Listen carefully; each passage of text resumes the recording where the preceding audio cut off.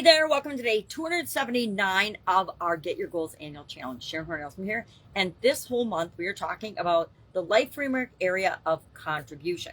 And today's topic is becoming an advocate for change, or encouraging us to become an advocate for change. Now, advocate, what the heck's an advocate? Let me grab my magnifying glass so I can check out my notes. But an advocate or advocacy is the process of actively supporting an idea, a policy, a cause to bring about change, to make sure that something happens in the world, right?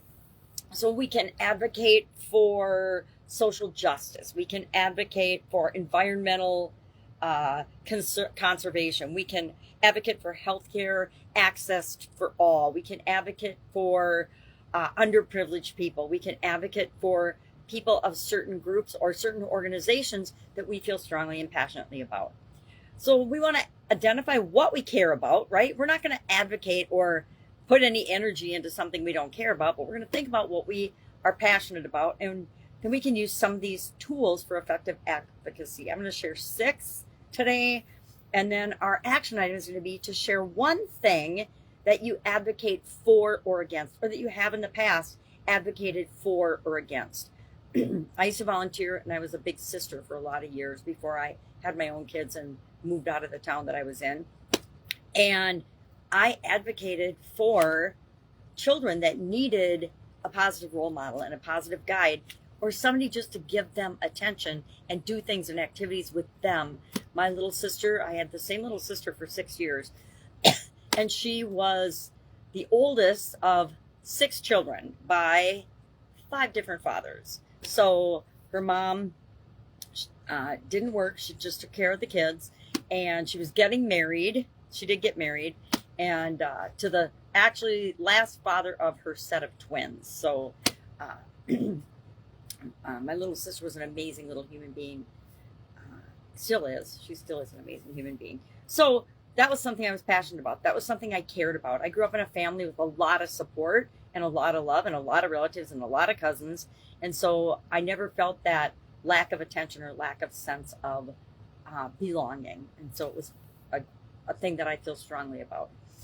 So what are some tools that we can use and strategies to be an advocate for something we believe in, or against something that we think is wrong, like social injustice, right? Social injustice, I think everybody would say, is wrong, and we all want social justice. So you can either advocate for something or against something.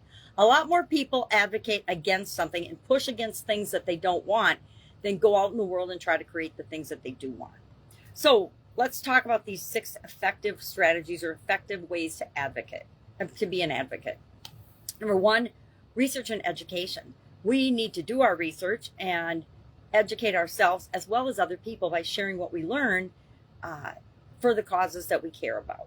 Number 2, building a network. If we have a network of like-minded people, it's a lot easier to collaborate and get more done in and toward the causes that we care about. Number 3, we can use social media. Lots of people use social media, and they at least spout off their mouths. They might not be physically doing anything, but they think that posting on social media and complaining about things is advocacy. And I guess it's either supporting or against something. So I suppose everyone on social media considers themselves an advocate for what they want and against what they don't want. Number 4,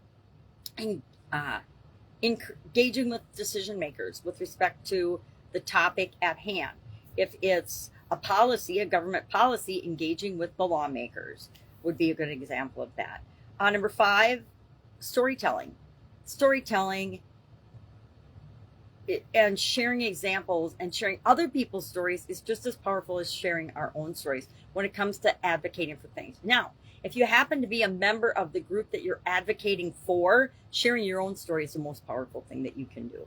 And then finally, number 6, peaceful protests and demonstrations. And I am going to say, after what happened in Minneapolis a couple of years ago, I am not an advocate of the whole peaceful protest thing. And the way protests have been handled over the last few years in this country, I'm going to say absolutely not. I might even say I'm against demonstrations and peaceful protests, because in my experience, they haven't usually remained peaceful because of outside intervention, not because the protesters, the people that were advocating for the thing that they wanted, were not being peaceful, but they were agitated, usually by paid agitators.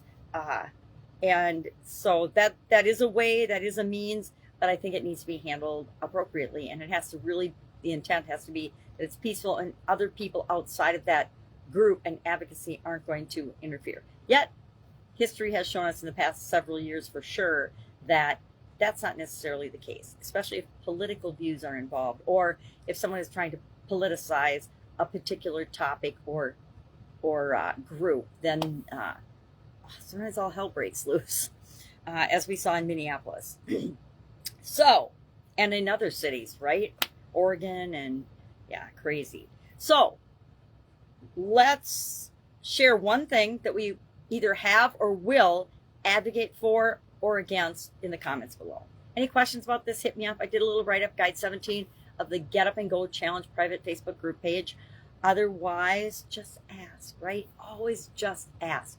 If I can get one really important thing across this year, it's please don't be afraid to ask or research or go out and find the answers, because they're not going to always just fall into our laps. All right, have an awesome day, and I will, of course, be with you tomorrow.